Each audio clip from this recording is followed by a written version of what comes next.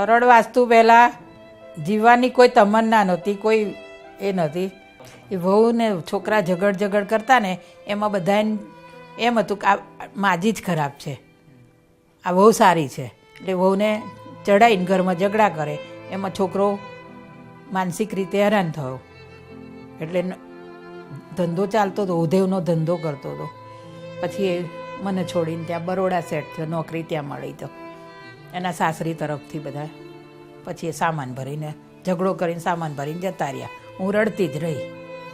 એણે પાછું વળીને જોઈને એક મારી માં કેમ રડે છે કે નહીં. 5 વર્ષથી અલગ રહેતા હતા બરોડા.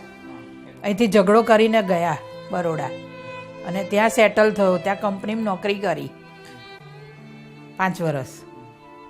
4 વ્હીલર લાવ્યો, મકાન બનાવ્યું, બધું કર્યું. અને પછી આફ્રિકા ગયો કંપનીમાંથી વધારે પૈસા કમાવા અને ત્યાં અટકાઈ ગયો. છોકરો ગયો આફ્રિકા, એનો આનંદ હતો કે 2 વર્ષે છોકરો કમાઈને આવશે અને અમે સારી રીતે ફેમિલી સાથે રહીશું. પણ એ બધું કુદરતને મંજૂર નહીં, એટલે બધું નીલ થઈ ગયું. 7 दिन के बाद બોડી આવી હતી, 7 दिन के बाद આફ્રિકા સે. એટલા દિવસમાં હું કેવી રીતે જીવી 7 દિવસ છોકરા વગર? બોલો. મને ખબર નથી કે મારો છોકરો અપ થઈ ગયો છે. મારી છોકરીએ મને સંભાળી.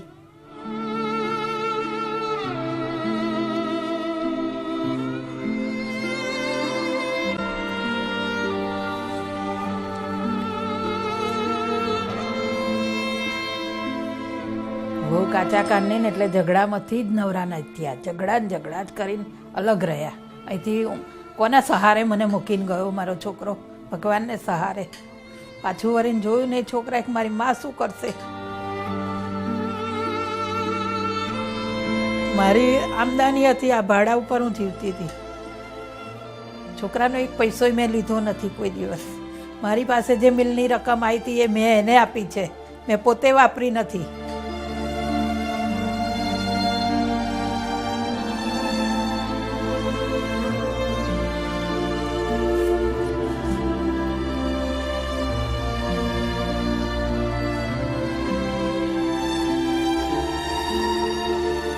अभी हम अकेले रहते, कोई पड़ोसी देखने वाला नहीं है.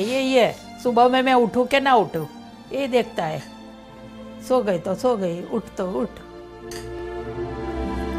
वो जो हमारे पास रही होत लड़का और वो बहू, तो એ જવાનો સવાલ જ ક્યાં હતો?